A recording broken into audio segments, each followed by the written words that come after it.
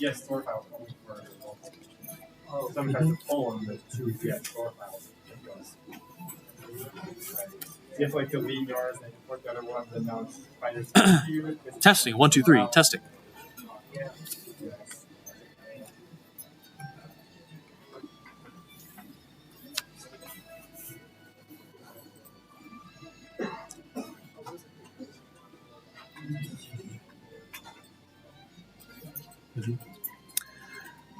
All right, everyone watching on the Twitch stream, please make sure that you get to Canvas, and then find the quiz one. It's going to be opening at 4:40. It should be open.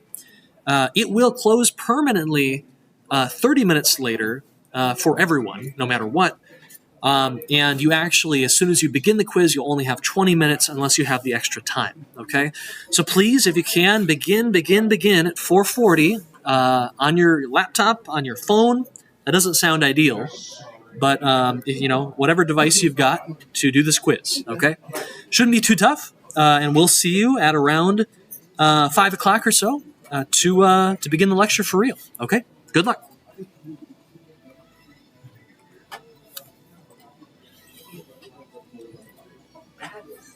Well, it's a tough general, but I found this to be true for a long time. Just happy. Like in this one, it's a one called new text file.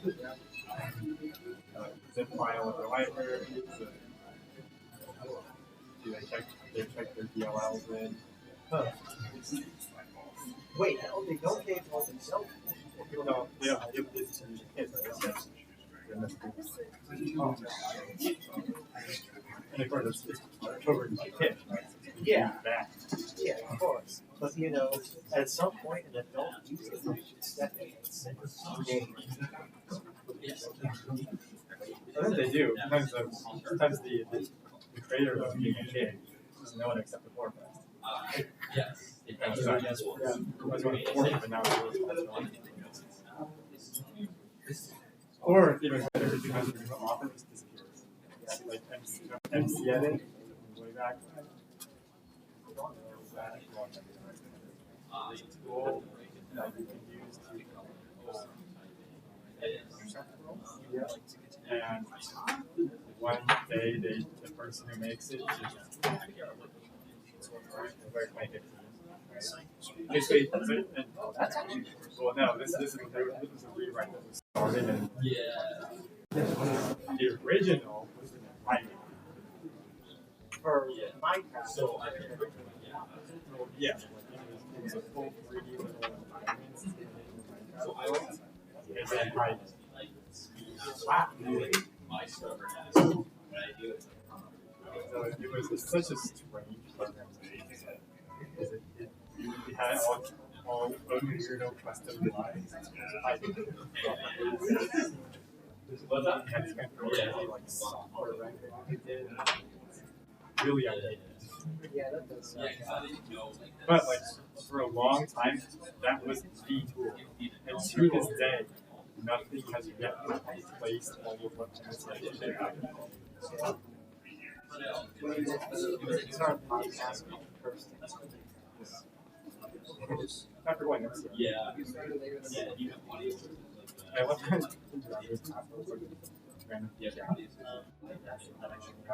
That's no, I think that's a bug task. Some good stuff, Microsoft. Yeah.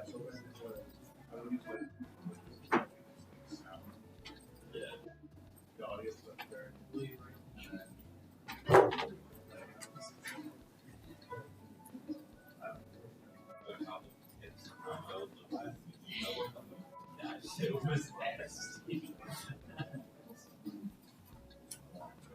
oh yeah, something about that.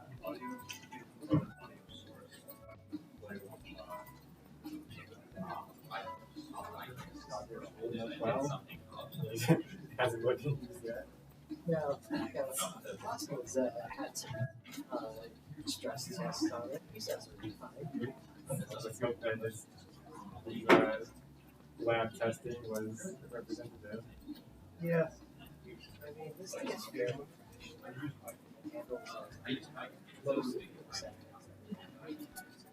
This is the global exception handler, try intimate catch. Let me see. That's unironically they have you guys. You know how they want to keep the errors in the console, right? Yeah, wait. So they just stick your entire code in the driver side. Okay, wait, what? Oh, it's plus errors. In your code, which is a .NET house, Yeah.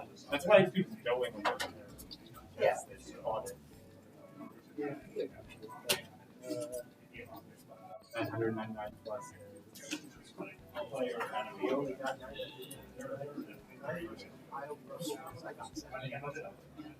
That's different. That's not design. Okay. And like, I bet you like half of those was the same error computation. All of it, other threads. Yeah. That's all.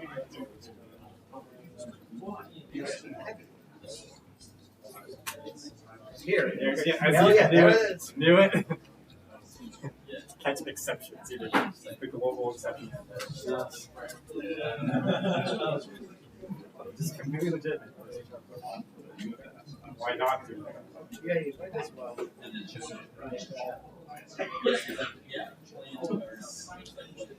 specific applications, What options? This is basically why do like type history and then the variables. I will time figure out what the worst case scenario is.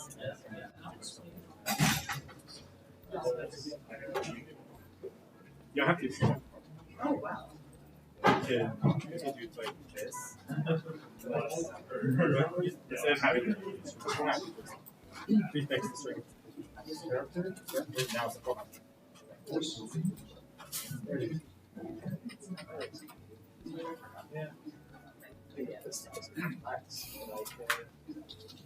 The anticipation is just.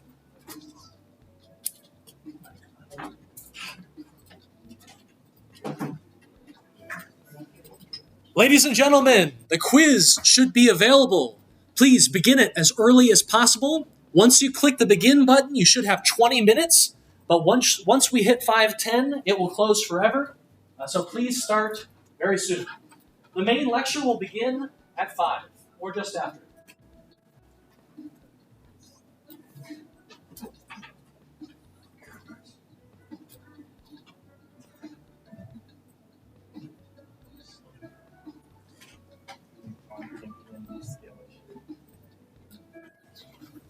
So I use this technique called isolated points, where you do this way of tell like doing a thing. What if you need to do that one just work? I'm gonna have to roll it back. Automatically include everywhere. I is including point like 2 things. So 2 things, right? But what do you have to do to extract like this structure to do it to work, right? No, it's just like a bunch of basically just like a pyramid structure made up of textures. And then you can like query it to figure out is how likely is this object hidden. And what you do is you take the previous vector and the next vector is going to be basically the same. Like this is this. And then you copy the texture to generate this pyramid.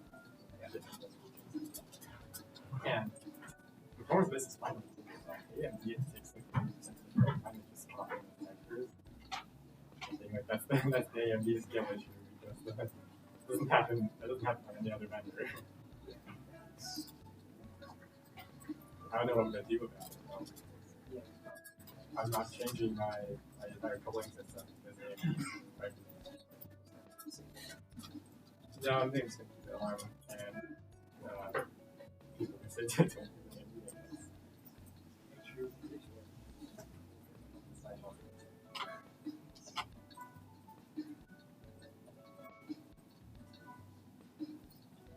I haven't tested out it, so it's down there too.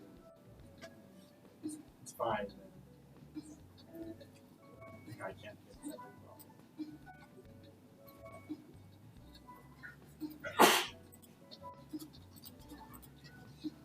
Anyway, I'd rather know this to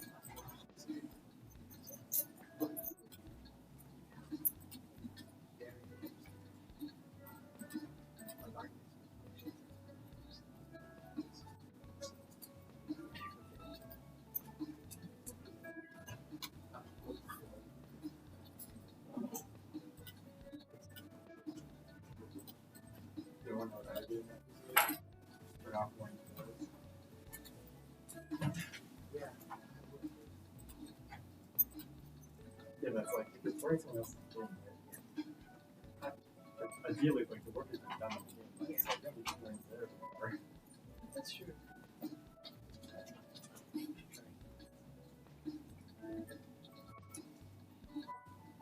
So that is what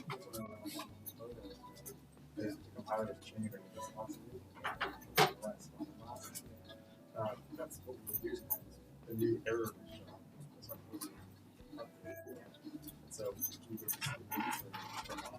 there is to get a work done while someone would go through them.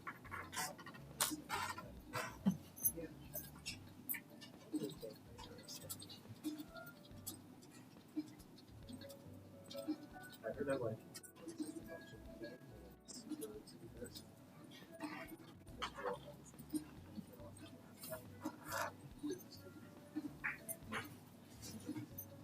first one, right? Yeah.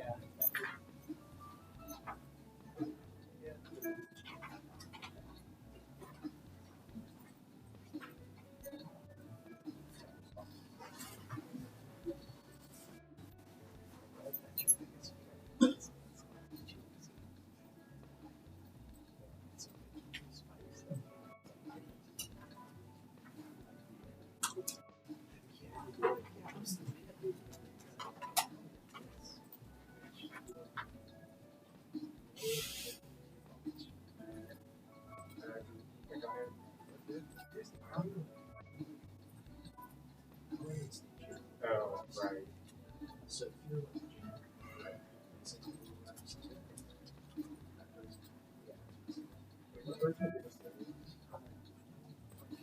So like which because they added a feature very recently where it actually gives you more information about what exactly is causing the problem, not just someone explicitly download it. Yeah, I would try honestly, I would try updating it. Because usually when you're working with like on those, it will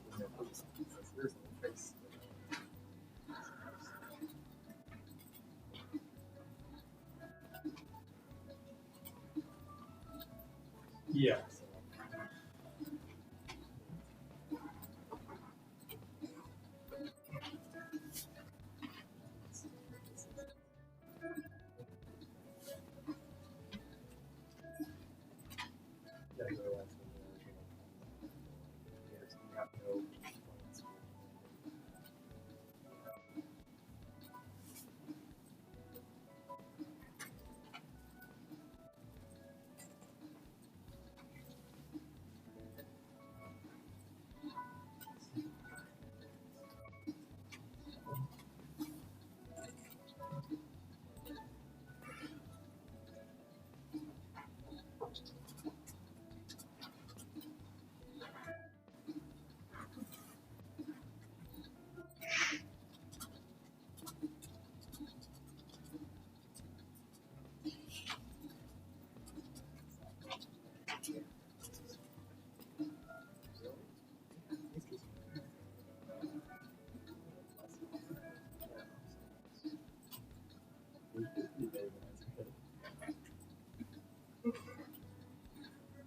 Professors like seem to like learn the lecture all of this. Why is it surprising? Oh, it's sad. That's sad. Then you just see how soon material was. Anyways,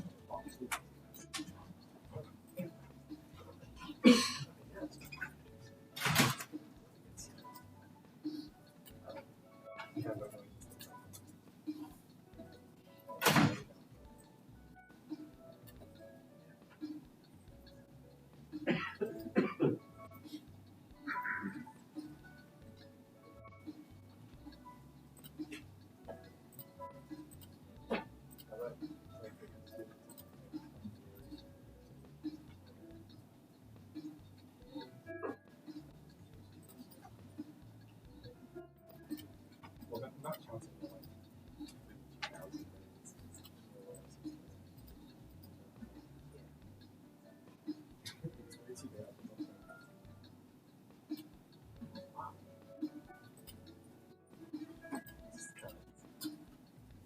One of the reasons that they have high memory bugs and if the grades a bit, they just don't crash. Or,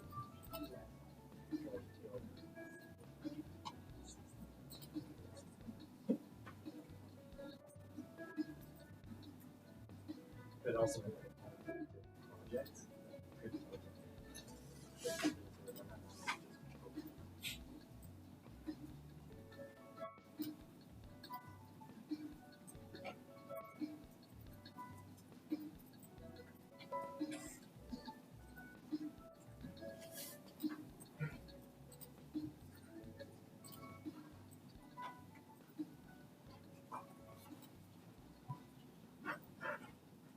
You have to split into separate solutions. Use like custom build actions to like wire together. Have multiple processes. One way.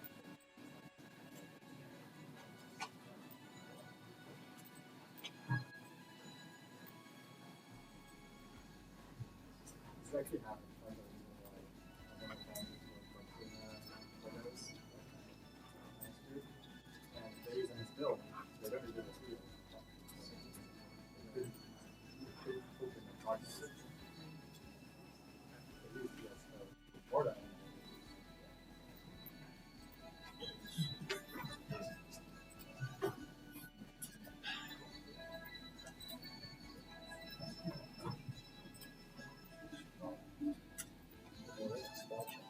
Guys, like,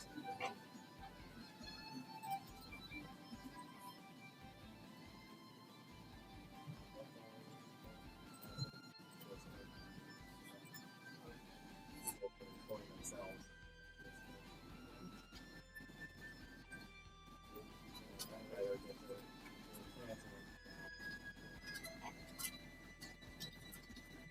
So thanks to encourage case development. That's pretty cool. You need to have some AI in there.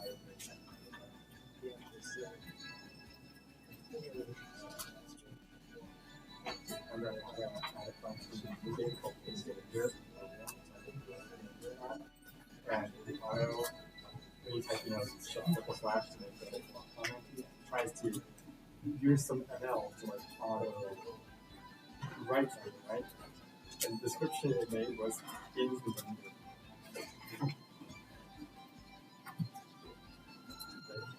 So you have no amount of people.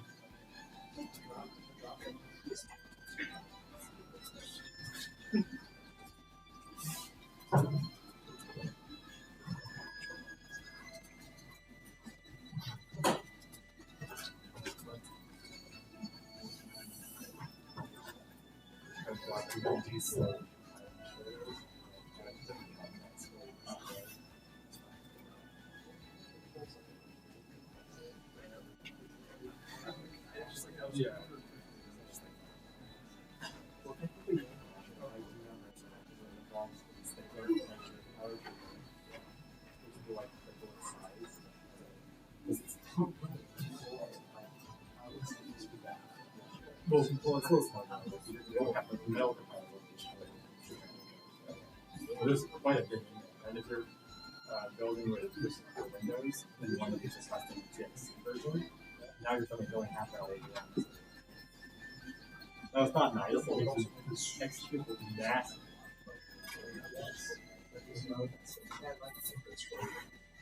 Like TXT big. You've got the assets in there too on it. These are paid for that around 90.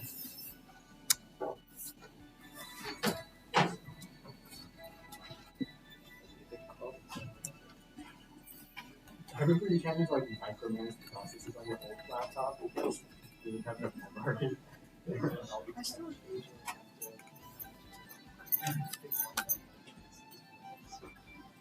Yeah, and then it just takes over your control.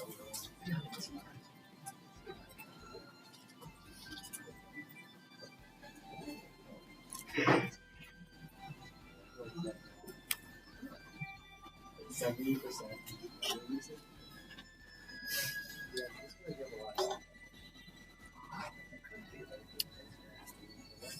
5 minutes remain. 5 minutes remain in the quiz.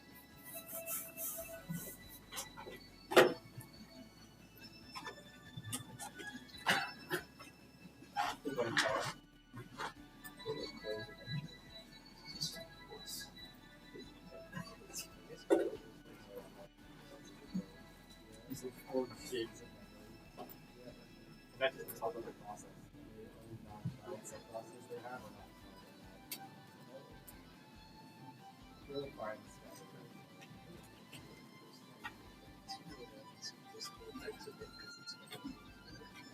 How do you the Chrome on Pro?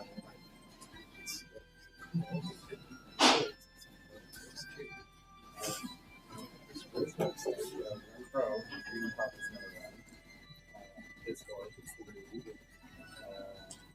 This code is 4. It's probably the world's most advanced electronic. Yeah, because they put out unlike the unit. And my posse of Unity updated with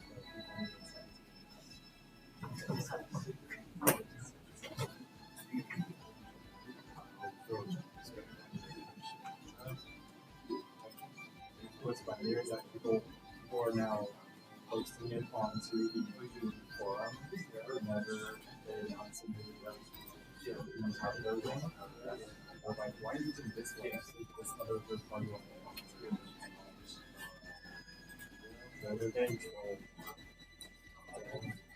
They know what they have. So what Unity Hub is yeah. It's just my description as a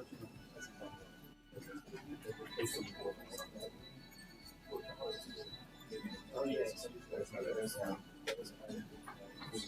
title is supposed to.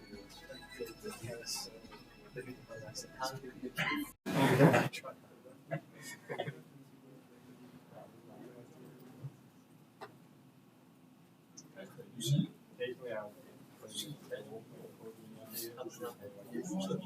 stars rapidly go up. Okay, we're done. unfortunately, I'm too sure maybe that's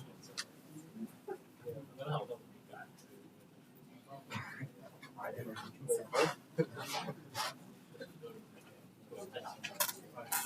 The worst piece of software on the computer.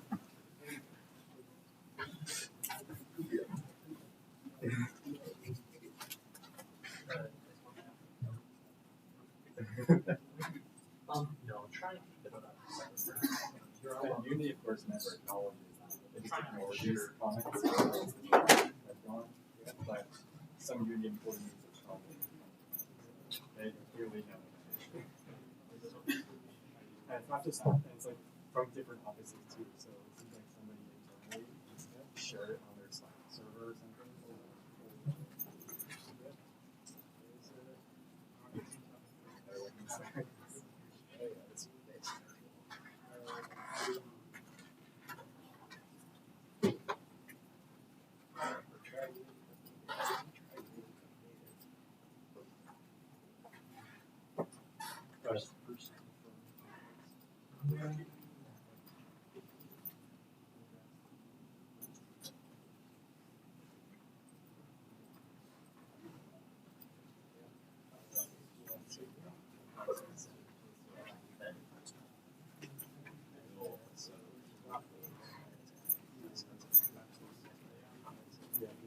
People are trolling Unity by posting the link to my third-party launcher instead. This thing is eating up my RAM. Yeah, so we should maybe have this quote-unquote reverse piece of software installed on my computer. Try this third-party.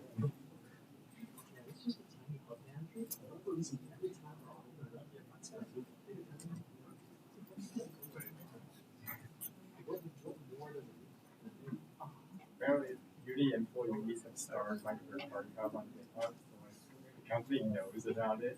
And like, it's not just one person, like people from multiple offices in their global thing. And I've like starred it, so like, yeah. Take it to the world. And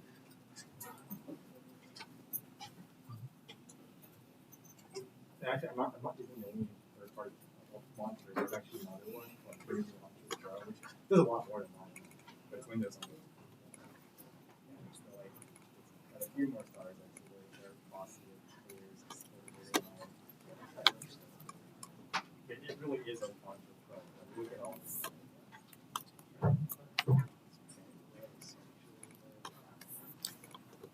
Like they have a superset of what Uni Hub does have a subset.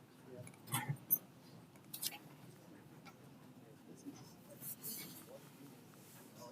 Mine is also.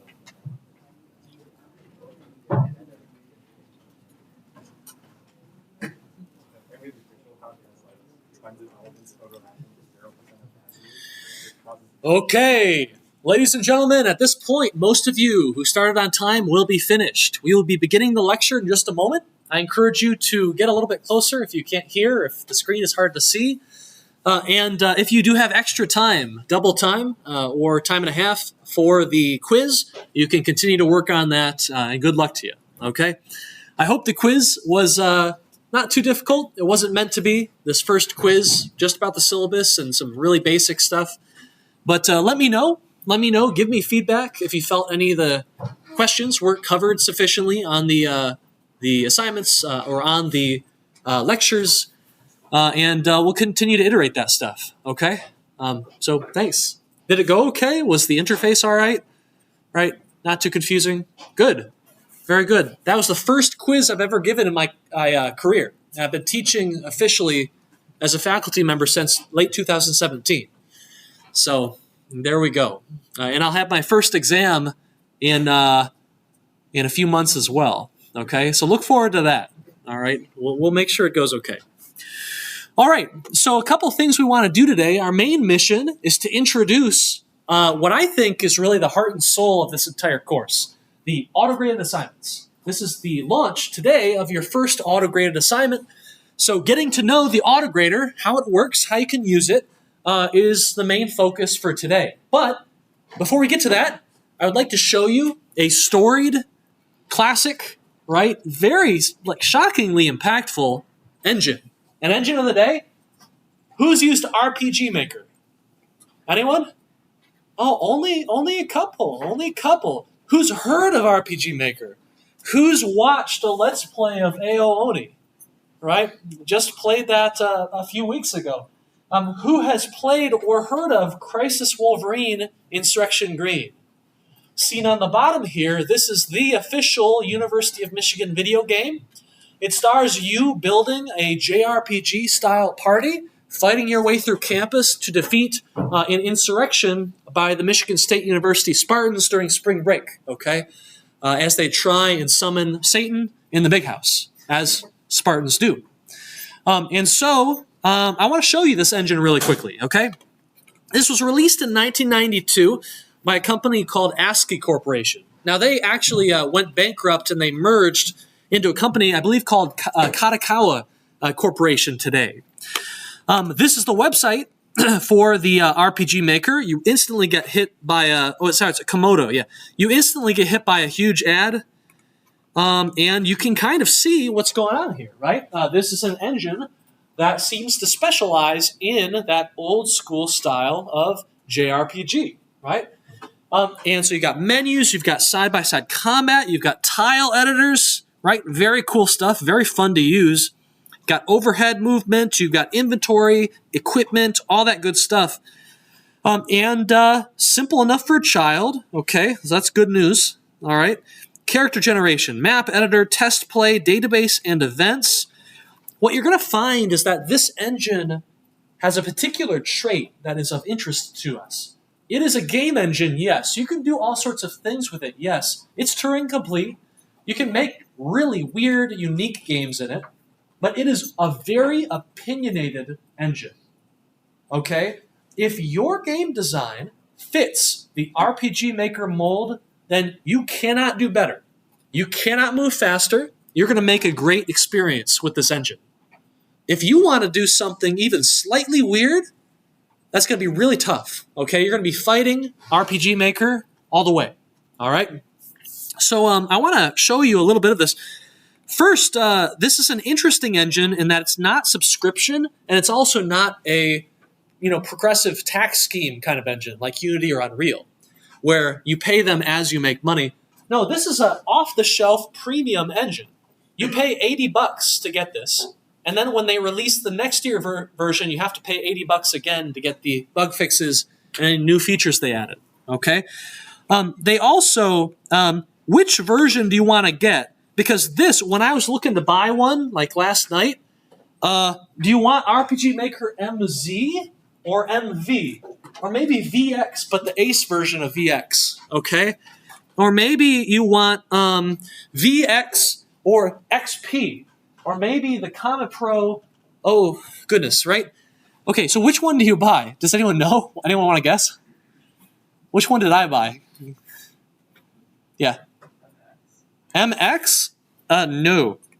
No, I bought MZ. This is basically the only way you know. It's like kind of the top and left. That's the most recent one. I guess they kind of tell you it's our most powerful engine, so I guess that's it. Cost me $80. That sounds like a lot.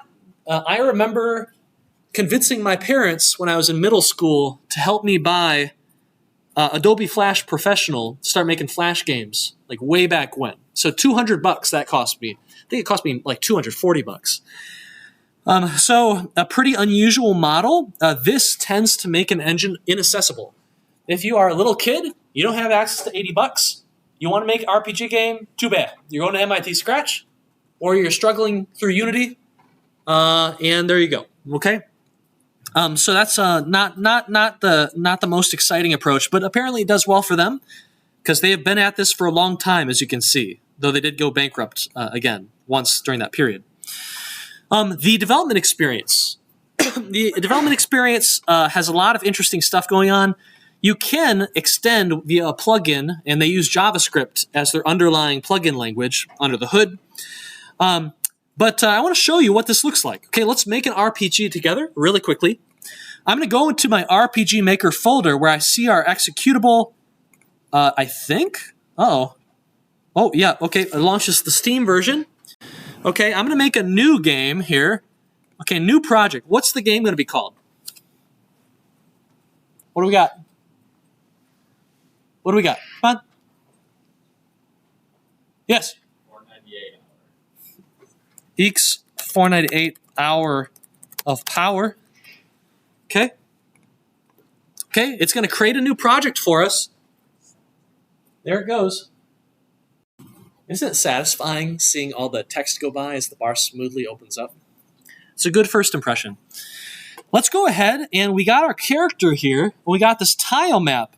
Now, if you don't know anything or how to start here, what you might do is you might go to Game, and you might see that there's a little playtest button. When you click that button,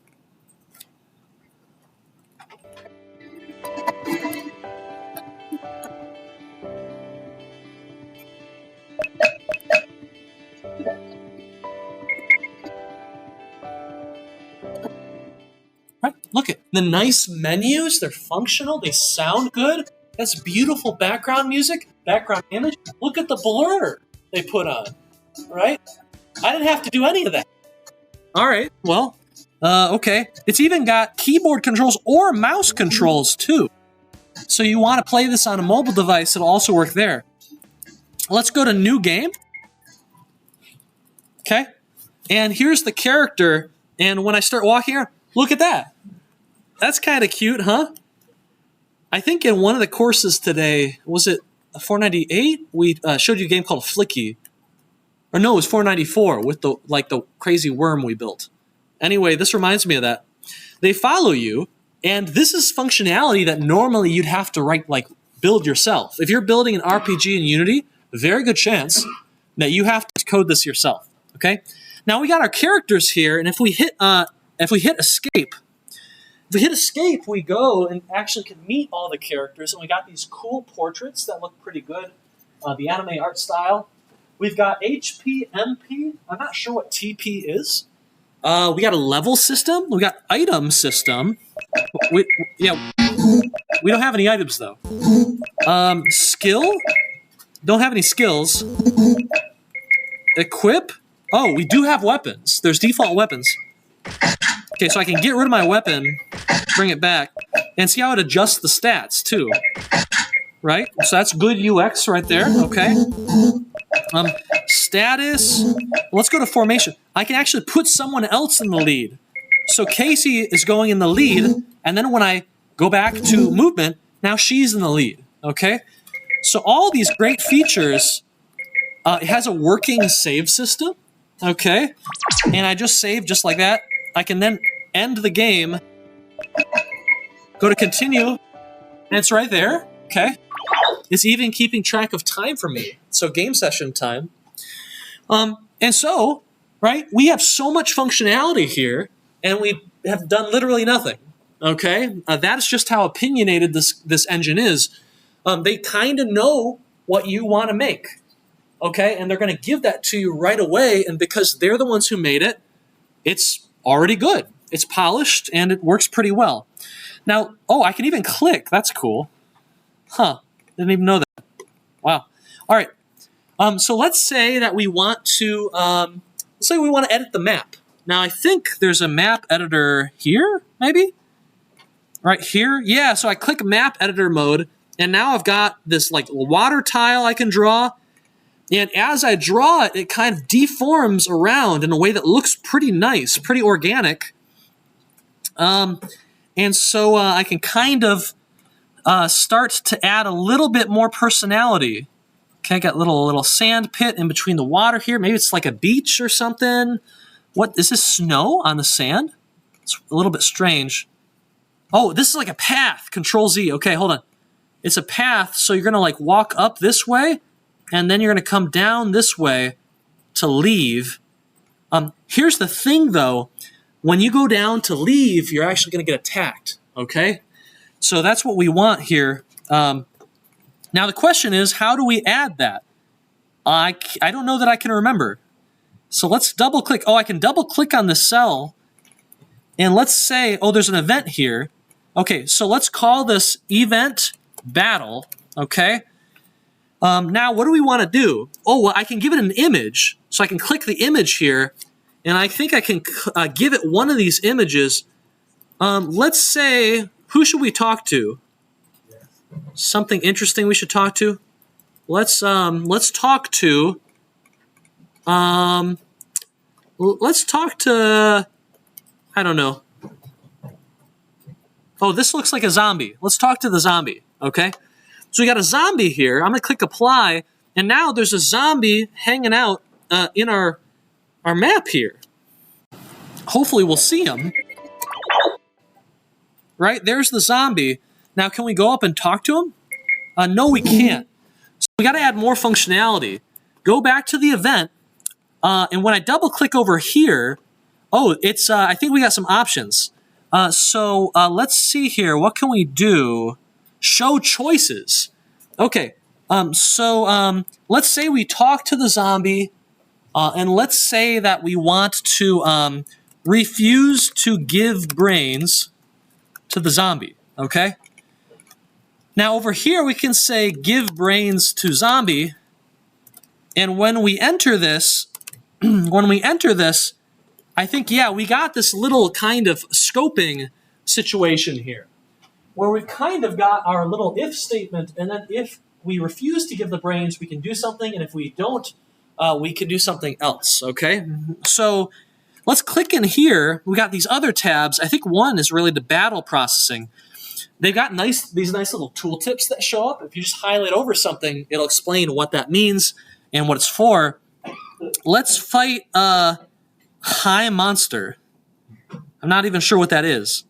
We're going to fight the high monster, but if you just give your brains, then we're going to go ahead and end with a bad ending. All right, so let's go ahead and go for it. Control S, and then let's go ahead and play test. See if we can make that interaction happen, okay? So I'm going to walk down our path here from the beach. I can't walk through the water, so it already knows that the water is not something that it's solid, right? You can't really walk through it. It's a blocking tile. Let's go ahead and talk to the zombie. Okay, so I got two options. I can refuse to give brains, or I can give the brains. What should I do? What's the play? Yes? Give him the brains? All right, we're giving the brains here.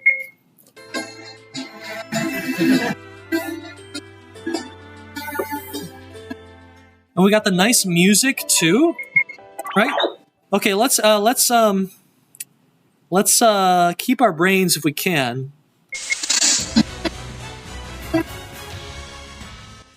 So you see that beautiful intro cutscene? It was full of excitement. Bum, bum, bum, zoom in, and then it went in the transition. So now we got to fight here. And so we can go fight. For Casey, she's going to use magic on the high monster. Michelle is going to just walk up and whack it. Special here? No, nothing special about Reed. Let's use Armor Bless. Okay. Okay, they attack first. We're attacking it. 37. Okay. Okay, cast fire. I'm just going to spam through this real quick.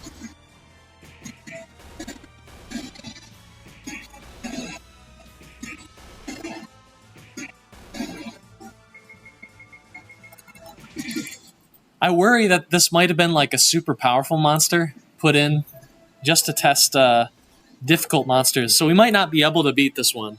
Can we escape? No, you can't. Oh, the lecture is trapped now. You might have to brave the autograder alone if we can't finish the fight. Oh, Elliot's going down. That's going to... Okay, I do need to show you other things here. Come on, is it? It's not it? No. Oh. Come on. Nope. All right. So, in addition to the map and events, there's also the database. So, okay, you got these characters, but what if you want to customize them? You got these weapons, but what if you want to change their stats? What if you want more of them? Well, there's this big database button right here, which has all these fields. Actors, right? Classes. So I can change Reed's name to Mr. R. I can change all this stuff. I can change their initial level, right? I can change their starting equipment. I can do so many things in here, so long as it fits into the mold of what RPG Maker thinks an RPG should be. Where I can go in, I can add, I can change items if I want to. I can add weapons, enemies, troops. So enemies are individual units, but troops are actually groups of units, and those are the ones you actually fight when a battle starts. You've got different states, right, for buffs and debuffs. You got cool special animations. I don't know. Oh, it will play. Yeah. Oh, that's cool, right? I have no idea how you create more if they're not in there. Common event system stuff, right? So what audio are you going to play? Are there hazards in the field? Yeah, you can even change what the terms are and stuff, so that the like the menu options are different. Okay, so right, I think you get what I mean when I say that like this is a very opinionated engine, but if it does what you want, you very quickly get some very high quality stuff. If all you want to do is have a traditional JRPG to tell your story, then RPG Maker could be an absolutely fantastic fit for you, right? Allow you to finish your game in lightning speed. However, if you want to go in and really start making crazy stuff happen, you might brush up against a lot of the limitations here in a way to where you might just prefer writing your own basic bespoke engine in Unity so you can add your own unique stuff to it, okay? Anyone have any questions or comments? I really like this engine a lot. I don't think it's super flexible, but I really appreciate the benefits you get from how opinionated this engine is, okay? We're not going to be making an engine like this, okay? We are making an engine that is going to be much more flexible, kind of a midway hybrid of the integrated engine you're used to and the minimalist engines you saw on Project 1, okay? Or on Homework 1 and Homework 2, okay? All right. So let's say goodbye to RPG Maker. And yes, again, under the hood, it apparently uses JavaScript. Also, if you haven't played Crisis Wolverine Insurrection Green, you should know that there's an extra credit for doing so. In fact, the creators of Crisis Wolverine were the founders of Wolverine Soft, and they have since learned that students are playing the game again on campus and that I offer extra credit. And they have asked me to okay, please, if you have any video footage of people playing, we really want that stuff. I think they're just super proud of the game. So you'll get a few extra bonus points if you do a Let's Play of the game, okay? Anyway, you can also do it together if you want to. Okay, so a quick look at the schedule. Again, if you're not used to reading something like this, you look on the left. It is currently Monday, which means that you've finished up Game Engine Exploration 2, and we are moving on today to your first lower level kind of C++ assignment, Game Loops and Text Adventures, okay? We'll talk about that a good bit in just a moment. Let me see here. Really quickly, how did Homework 2 go? Yeah, went okay? One thing that's really interesting is the feedback. It seems a portion of the course, right, found it very difficult, right? If you haven't seen game engines before, if you're fairly new to game engines, it's kind of a difficult topic and a difficult assignment. If you're very used to game engines, you've done 494, 498 XR, you've done Wolverine Soft Studio, it's an assignment that's kind of easy, right? Maybe even a bit tedious. In general, the more kind of heterogeneous your audience is, kind of the harder to make a plan work for everyone. Which is to say, the first 2 weeks of this course are all about kind of trying to bring everyone together so you have a baseline knowledge of what modern game engines are. And now that we've got that, hopefully we can move on to building up our own. Okay? So that's why the course is designed the way it is. We're going to try and change it a little bit, tweak it a little bit, because your feedback's been really good. We appreciate all the useful tips. A couple things I want to point out that I thought were really cool. We had a first-person shmup from the cockpit. This is by Oliver Party. Are you here? Oh, very cool stuff. Let me see. This is, I think this was Monogame. Did you see this? Yeah, so this is not the side-scrolling shmup we expected, but a very impressive and very cool and did a wonderful, wonderful job. Well done, Oliver. Oh, poor alien. You notice the aliens, it even leaves. It flies away, right? and the health is indicated by how the character visuals look. So very impressive stuff. We had a few titles that had aiming at the cursor. Right. So notice the crabs are being thrown at the cursor, right? Which is more of a twin stick style, right? And you're here, right, Matt? Yep. Well done. Good stuff. Get home, Berto. Intro cutscene, which is not something you usually see. Call to all individuals to use their creative powers and save imagination. That's where your story begins.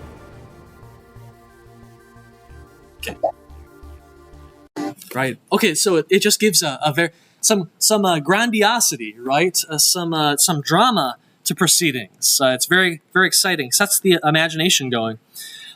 This game had fluid multi-directional aiming and outro video cutscene. So I saw a few people on the Discord who were happy with this one. Mick, are you here? No? All right.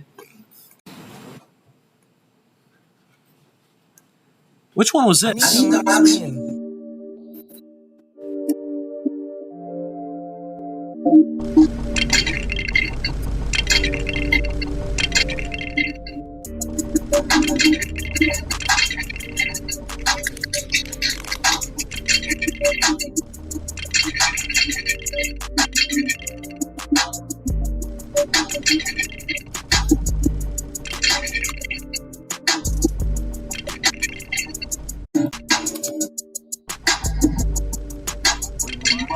Stop the terror. I call upon all nations to do everything they can to stop these terrorist killings. Thank you. Now watch this drive.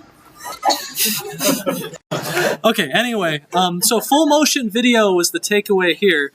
Very impressive stuff. Was not expecting that. A few games chose a a health bar, continuous health bar, instead of discrete live icons. Another shout out to doing Click Team Fusion, which is just a hard mode in general. See, they've got a health bar instead of an actual like a icon, a distinct icon. So well done, Justin. Good job. And then I think this game, Nick Cerrone, maybe? Was that right? Or Nick? Yep. Had 3 different themes for 3 different engines. One was a sports theme, one was a kind of Geometry Wars space theme, and one was kind of a haunting dance theme, which is very interesting. And that seems like a lot of work to me, so well done. Good job. All right. So good stuff. I love seeing all the diverse stuff you do, okay?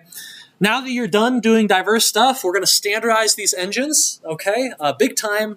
And they're probably going to be mostly the same, aside from perhaps how spaghetti they are and how fast some of them are, until the last few weeks of the course, when you'll be able to customize them again and do whatever interesting, unique stuff you want to do with them, okay? So your game engine codebase will begin today.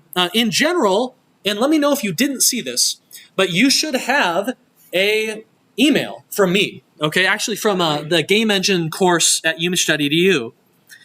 And it should have the subject line EX498, game engine repo, your name is now ready, okay? You might want to make a filter for the 498 tag because you're going to get a lot of emails from the autograder, okay, with that tag. And you should be able to find that repository on your EX GitLab site now, okay? If you can't find that, let me know. That is where you're going to need to put your code and do your work this semester, okay? My recommendation is that you go find that as soon as you can on GitLab, maybe even during the 6 to 8 p.m. office hour period after the lecture is done. Clone it to your desktop, move your Visual Studio code, your Xcode, whatever you're doing, your makefile into that folder, and then push it, okay? And that will kind of get your repo going, and from then on out, you'll be all right. GitHub Desktop is a great program. I think it makes a lot of things like authentication a lot less frictionful. And don't let the name fool you. You can use GitHub Desktop with GitLab very easily, okay? No problem at all. Just go to the corner, click File, then click Clone, and then you're going to clone that URL, okay, from your repo. Please do not underestimate Visual Studio, Xcode, and Make this week, all right? You can burn a lot of time just to getting these projects building, getting used to the UI, and learning these IDEs. So please do not neglect that if you can. Okay? Couple final things before we really get into it. Your AutoGrader dashboard is available right here. This is what it looks like. And you can find this on the front page of your Canvas site. Okay? You go to AutoGrader dashboard, it'll take you right there. In general, once you have submitted your commits properly, once you create a commit, I'll tell you how in just a moment, and you push it, it's going to show up here under one of these AutoGraders. Okay, and if you mess something up, it won't show up. It'll show up within a minute or two up there. And if these last update numbers ever get beyond about 20 minutes, then the AutoGrader is in trouble, and I need to know about it. Okay, and then I have to rush to the office and try and revive it and figure out what happened. Okay. When you are the first person to submit for an assignment, there will be about a 5-minute preparation period where it basically downloads the instructor solution, generates all the answers and the speed and efficiency data, and then deletes that instructor solution, and then it will run yours against that, okay? So if you're the first one, it will be slightly slower, but it seems like usually it gets back to you and finishes most grades in about like 90 seconds to 2 or 3 minutes or so. It's not too bad, I don't think, but we're going to see, okay? Blah, blah, blah, blah, blah, blah, blah. The AutoGraders will try and balance the workload among themselves, but it doesn't have any sort of central queuing system. It actually looks at the hash of your commit and partitions it using that hash among the three. So probabilistically, it should be relatively balanced workload between them, but if you ever see like one Windows AutoGrader has 5 things it's working on and the other 2 are bored and sitting there, like, that's just the luck of the draw sometimes. So too bad, right? It will get through it eventually, and you'll be okay. All right. So I think that's pretty much that for announcements. If you are not feeling confident with C++, if you're a bit nervous, if you want a little refresher, we have a document for you, which has a bunch of topics at a kind of a high level that will just remind you of a few things when it comes to C++. Okay, things that we think will be relevant to you. If not this week, then very soon after. All right? Okay. Does anyone have any questions so far? Talk about RPG Maker, talk about all the stuff. Just had a quiz. Man, we got 30 minutes, and we got a lot of stuff to do. I'm not sure if we'll get to the game loop demo. We might do that next lecture. But let's talk about homework 3, go through a quick briefing, okay? What is this assignment? What do you do in it? What is your mission this week? Because you only have a week, all right? Only 1 week. Okay? So we do have to get into this pretty quickly, all right? This week, it's sometimes said, have you ever heard the phrase, right, all game engines begin with a game? Now, that's not always true, all right? But if you remember Tim Sweeney's game, Unreal, right? And the moment you hear about that game, right, the neurons in your brain start firing because that's a game that leads directly to the game engine that everyone in the room are using around you, right? And so that's kind of what we're getting into. We're going to make a game, okay? And the game we make is going to be fairly similar to some of the coding you've done on, for instance, EEX281, a console terminal text ASCII-based game, okay? Right? Text adventures have been around for quite a while, right? Since 1976, 1980. They typically had pretty limited graphical needs, but they were very good at delivering an interesting, engaging gameplay experience, and very often a story-driven one. Okay, things like Rogue, right, which you would know from the rogue-like genre, was ASCII, right? Was a text adventure. Okay, and so this is kind of what you'll be making. You'll be making a rogue sort of like experience where you can walk around and see yourself represented by an ASCII character, okay? That's P, that stands for you. You are the player, okay? These B blocks right here, blocking tiles, they're walls, basically. You can't walk through them. If you see other characters, you might want to walk close to them to see what they are. The S's are Spartans, okay? You gotta be careful. They've broken back onto campus. They're trying to take over for a third time. All right, you wanna see the first 2 times, you gotta play the Crisis Wolverine games to get your extra credit, okay? But there are others in the environment as well. They have tips for you. They have advice for you. They have score to give you, okay? You can find your classmates. You get to read about the story of the game very soon. Yeah, right? Basically, we're going to represent things in our environment. This is a top-down, grid-based world, and you're going to represent them via ASCII characters, okay? NPCs over there. You've got some statistics you're tracking, some very simple ones. And then you've got some dialogue that can show up when you get close enough to another character. There are intros and multiple endings that you will have, and then you've got options that you'll have to implement for walking around. N means go north, east means east, S, W, and quit, okay?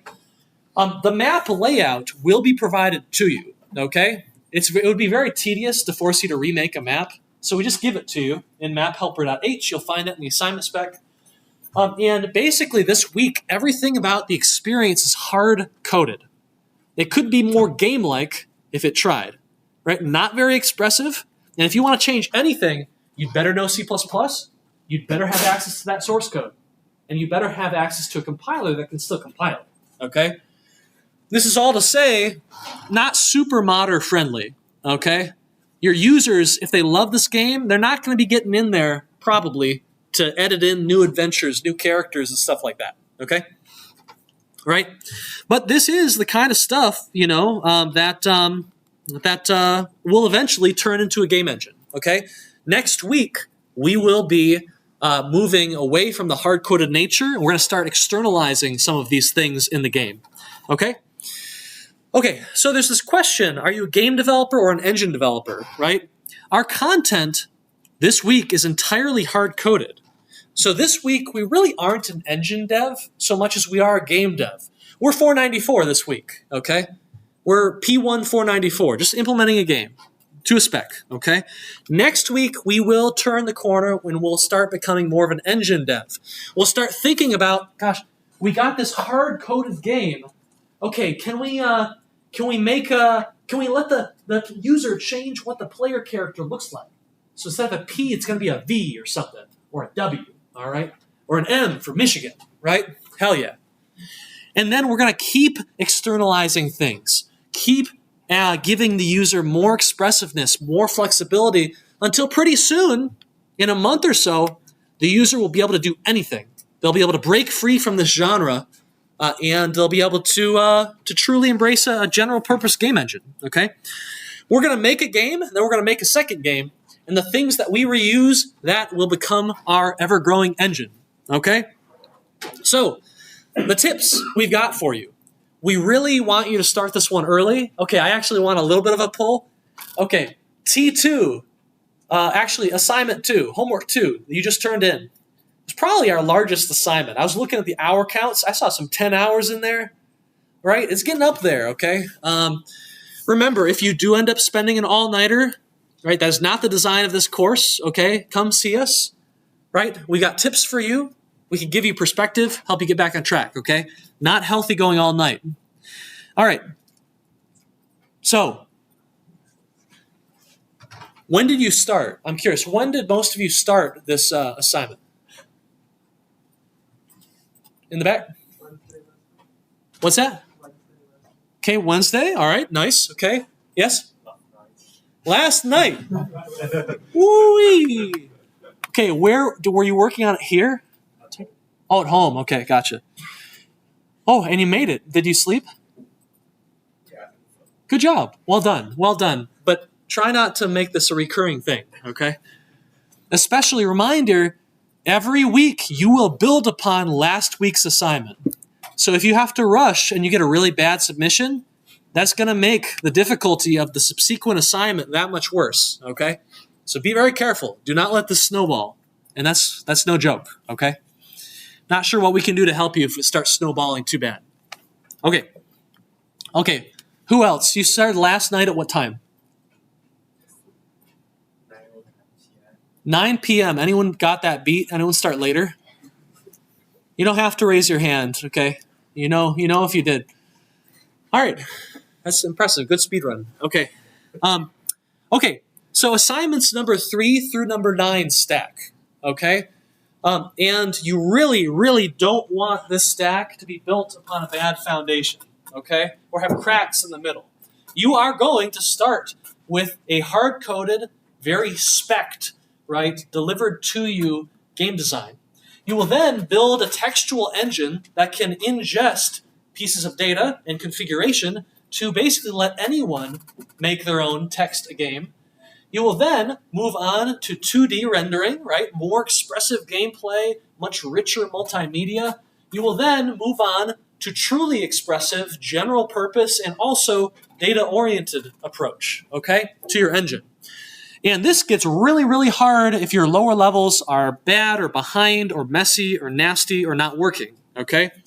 And so be very, very careful. So a bad week makes next week harder. Visual Studio and Xcode have a means to troll you, okay? There are a lot of ways that something can go wrong on these projects, that a compiler issue can show up. Nikhil and I last night, was it last night? Yeah, it was last night. Yeah, we were fighting with a bug we hadn't ever seen before. Nikhil did something that was perfectly innocuous, but turns out to crush your compilation process if you do it. And Lua didn't tell us about it. And that's just how it goes, right? We lost hours to that. And that can happen to you, okay? We'll try and put in as many tips into the assignment specs as possible. Burning your time is not on our agenda, but it's probably going to happen, okay? And so you have to fight through that. Burn 2 hours getting Xcode to build. That's probably going to happen. I'm sorry. Code quality and hygiene will be paramount. We'll talk a little bit more about what that looks like, what good code looks like soon. You're going to want to, at the very least, use functions, okay?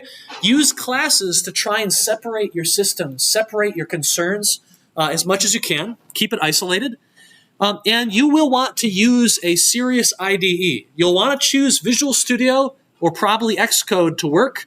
If you're on Linux, I assume you've got some interesting homebrew thing going, and you can just use whatever you like, okay?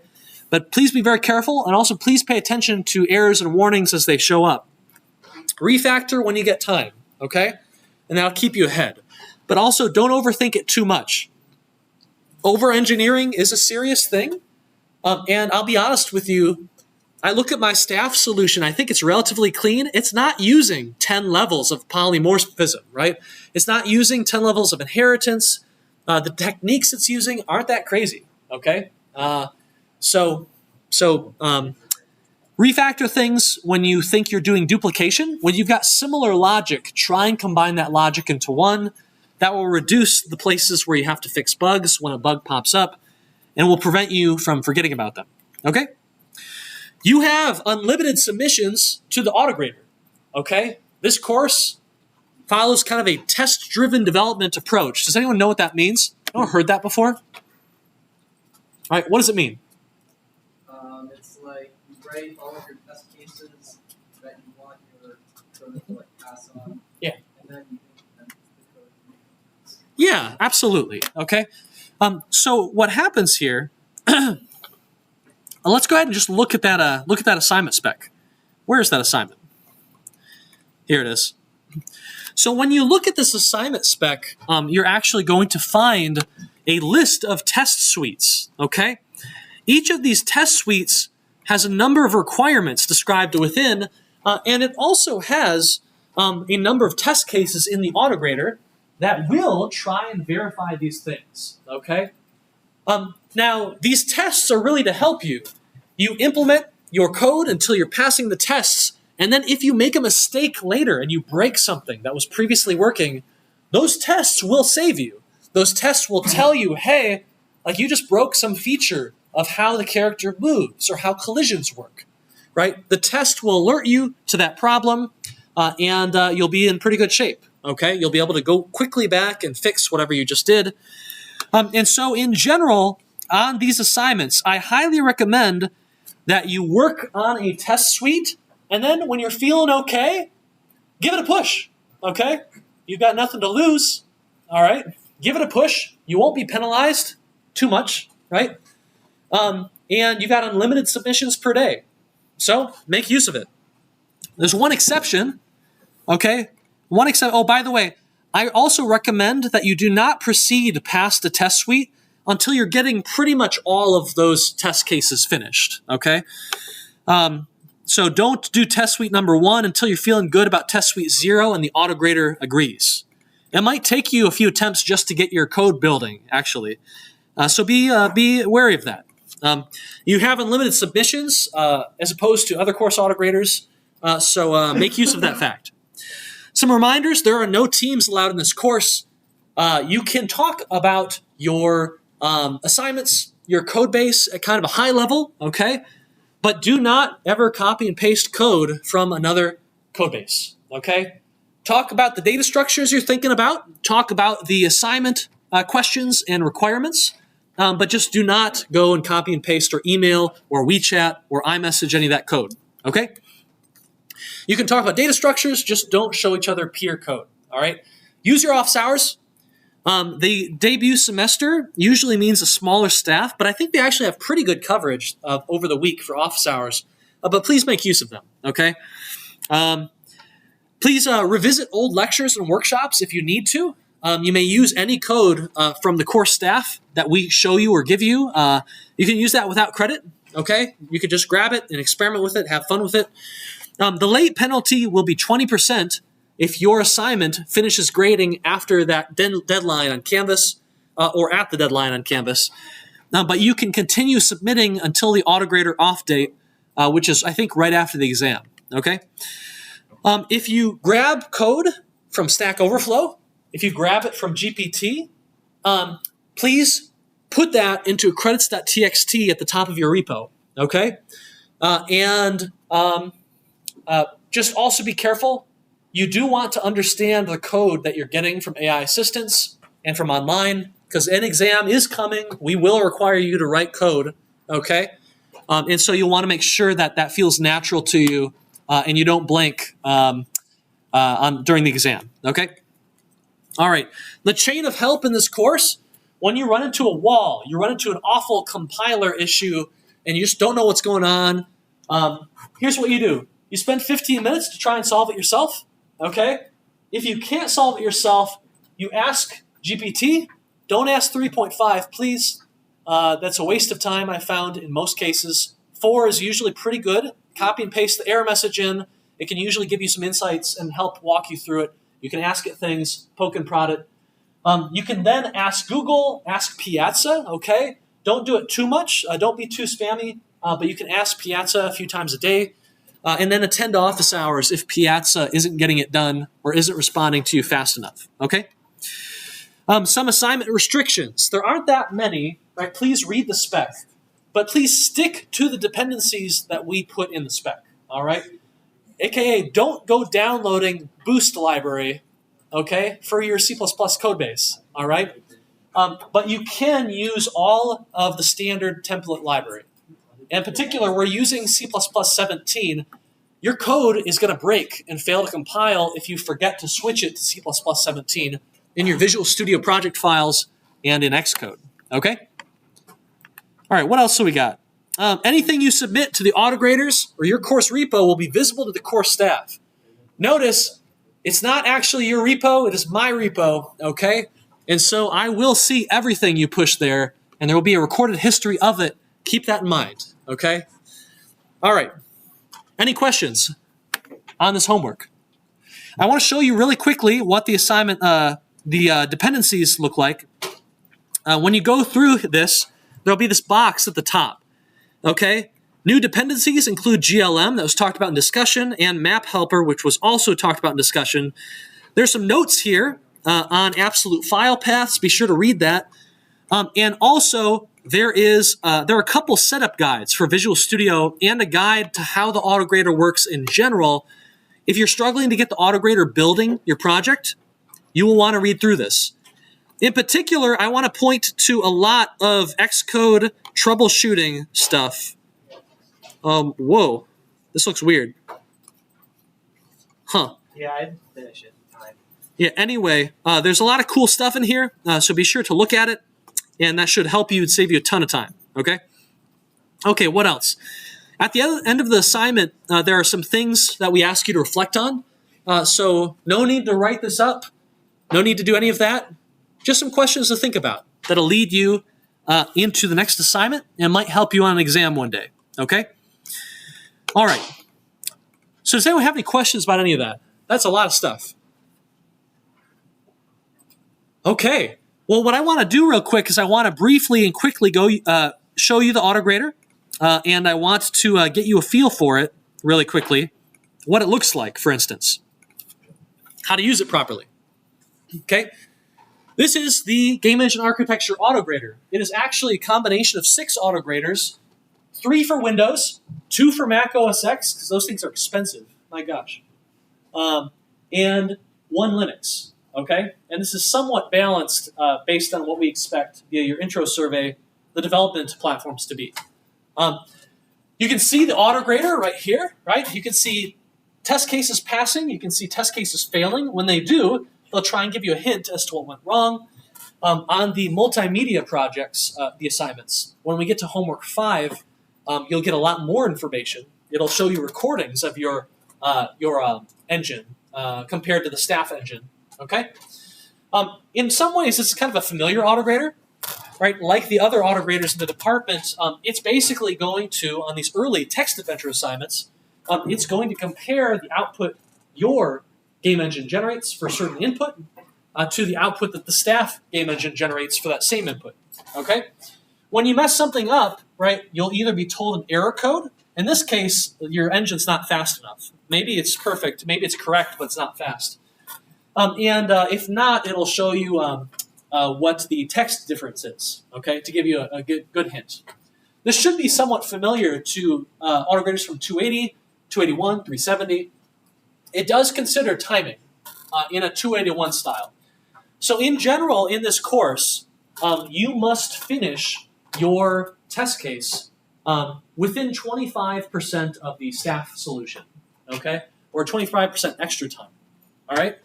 And if it's longer than that, you're not going to get any points for the test case. It'll still tell you, hey, you're correct, you're just simply too slow, and you can then work on optimizing stuff, okay? And if you are 3 times the staff duration, it will just time out, and then you won't get the feedback, okay? You won't know if you're correct or not. You submit, and this might be one of the more interesting things. I think 482 did this, maybe. But you submit to the autograder by using version control. So if you haven't used Git in a while, you're going to be using Git. You might use it through command line. You might use it through GitHub Desktop, which I personally recommend. And basically, right, it's going to be at gitlab.eeks.umich.edu, and you should have more information in your inbox, email inbox as well, okay? You should see a repo like game engine _ your unique name. It's auto-created for you. We do have access, so don't try anything. Yeah, it's a unique autograder for several reasons. It runs all 3 platforms, right? You'll see a grading report for Mac. You'll see one for Windows. You'll see one for Linux like this. It'll also tell you some stats about how fast things took to grade. Basically, this course requires that you build a game engine that is portable. It can be built, it can run on Windows, Mac, and Linux, and that will have to be the case for every single assignment, for every single test case, okay? I can't remember if I've said this before, but like, if you work really hard and you get all the test cases finished on Windows, congratulations, you've just earned yourself a 17 out of 50, okay? And you'll have to then take a few hours to port that to Mac, Xcode, and then make sure the makefile is working so you can build it on Linux as well. It's not as difficult as you think. And in general, you'll go from a score of 17 out of 50 to like 48 out of 50, with maybe 1 or 2 test cases failing for a unique kind of operating system-based issue, okay? But it's not as daunting as it sounds. Portability, I don't think is quite as terrifying as it once was, but we're still going to shoot for that, okay? I don't know if this is quite accurate anymore, but in general, OS X tends to be a bit faster than Windows, which tends to be a bit faster than Linux in grading, but they're all pretty fast. Depending on your load this semester, we could have multiple instances. That's actually incorrect. That's out of date. And each platform is about 1/3 of your total grade, okay? at the end of a grading little slip, you will see what your final score is, okay? Don't worry when you see that F. It's true, it is an F, but that will climb, obviously. You will not be given a lower score than the max you have ever achieved, okay? And so you don't have to worry about sending a bad submit or a bad commit. If you had a previous one that was better, that's previous grade is the one that's going to be in your Canvas, okay? And the autograder should upload your grade immediately to Canvas when it's finished grading. Now, let me know if that doesn't happen. One of the interesting ways we sped up the autograders a lot was by basically checking and understanding when you have kind of stopped working on something and when you are continuing to work on something. This is to say that when we notice that you're just failing a ton of test cases, we'll be like, okay, the student hasn't gotten here yet, and we'll go ahead and end the grading at that point. So basically, depending on the assignment, you'll have a certain number of lives or hit points or whatever, kind of video gamey.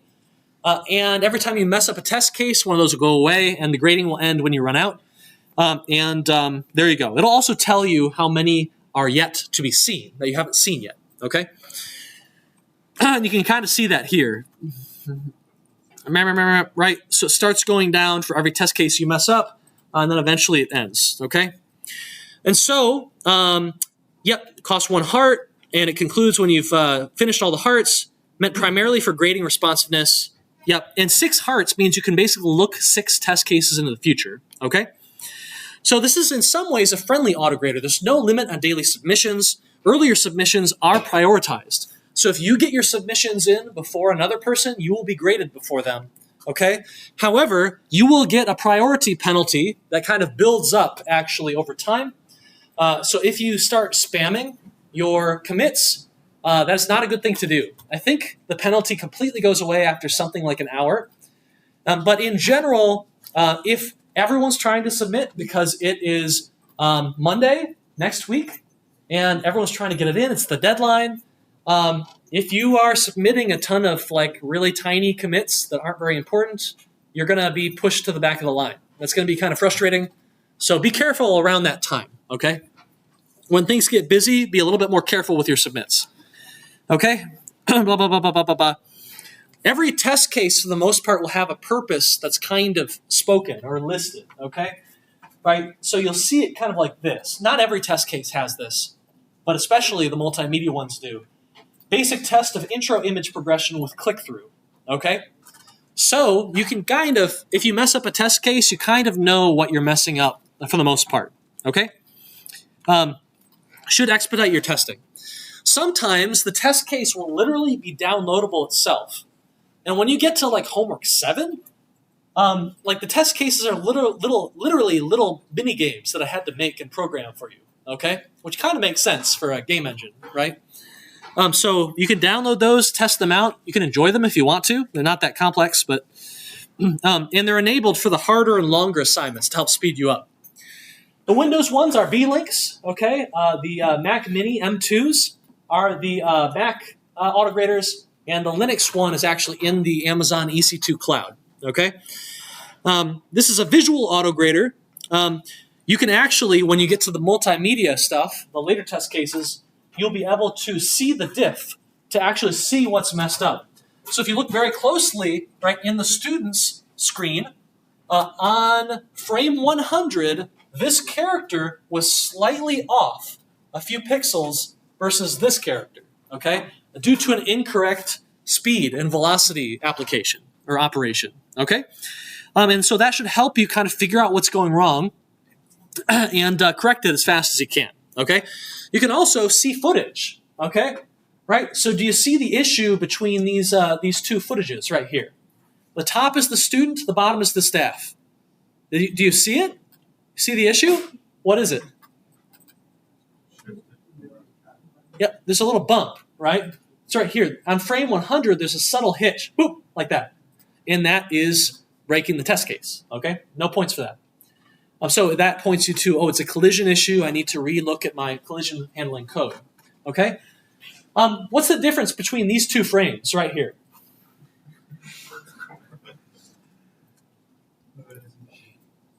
Any idea? Come on. Like learning. No. No idea? Nikhil's going to remember this one. This one took us days. Oh no. Okay, so if you zoom in, let me see here. There's a single pixel. You see that right there? See that little tiny pink pixel? Okay, we zoom in. All right, you see that right there? Okay, so this might look the same. Doesn't that still look the same? It's not, actually. Because the alpha channel, which goes 0 to 255, was, I think it was one different. Yeah, one different. Yeah, so it was slightly less alpha. The human eye can't really perceive that super well. Okay, but thankfully, the autograder can help us identify the issue here. You know what the issue was? We were accidentally using like a minor patch version, different version of, what was it? Was it SDL? SDL. Yeah. Yeah, so he downloaded something like 2, or wait, Yeah, what was it like? 0.4, you downloaded 0.5. Yeah, like 0.4, and I had 0.5. Yep, so anyway, the autograder will also tell you if you've got the wrong version of the dependency now because of that issue and how much time we lost to it. In general, in this course, I want to know why you are burning time and losing time so that I can try and make that impossible for the future students, okay? Or help catch them faster. Nothing worse than banging your head against the wall, right? And if we can prevent that, we're going to do it, all right? Online dashboard, it's going to look something like this, okay? You can see your priority score. This will go negative if the autograder thinks you're being a bit spammy, okay? Don't be offended, all right? You just need to be the least spammy one, and you'll be the next one graded, okay? Yep, you can see it right there, okay? Priority score. Older commits get priority, spammers lose priority, and if you want to focus on other autograders that aren't being used as much, that's a really good idea, okay? If everyone is using Windows, then spend a few hours to get it building on OS X, and then just submit to OS X, okay? Not too hard. And yeah, if the autograder hasn't responded in 20 minutes, so this says 12 minutes up there, that's fine. That's preparing an assignment. That's why it's that slow. Then we're in big trouble, okay? Let me know. Ping me, all right? Go rescue the autograder, okay? Now that is pretty much all I have for you. The actual assignment spec itself will explain to you, for instance, what you need to put in your commit to get the autograders to notice it, okay? A quick thing, it's please grade. If you have the phrase please grade homework code, as in homework 3, no space, and then Mac, Windows, or Linux, that will trigger the autograders to see your commit, and then it will pull it down and start grading it, okay? Yeah, so that's how it's going to go. I'm going to be working on the autograder a little bit because we're finishing up the very final assignments, so I'm not sure how that's going to interact with things. But if the autograders don't go down for a little bit, know that I'm probably working on it. If it's down for like 30 minutes, then yeah, ping us because I might not be. Maybe it went down on its own, okay? I hope you're going to have a lot of fun with these assignments. They are not going to be easy, okay? The quiz was pretty easy, I think. This will not be. Please, please, please start this early. Please give us an hour tonight or tomorrow night, okay, just to get a feel for what this is going to look like, what's going to feel like, what it's going to require from you, okay? Then you can size things up and decide how much time you need to put in early. But please get an hour in tonight or the next night, okay? That's all I got for you, everyone. On Wednesday, I'm going to do some coding with you, okay? We'll see you there. All right, everyone on the Twitch stream, take care. Have a good night, and get a little bit of programming done. Okay, hey, try and get a submit going. Oh, if you can get it building tonight, that's really good. Get your code building tonight on the autograder. All right, take care, everyone. Bye-bye.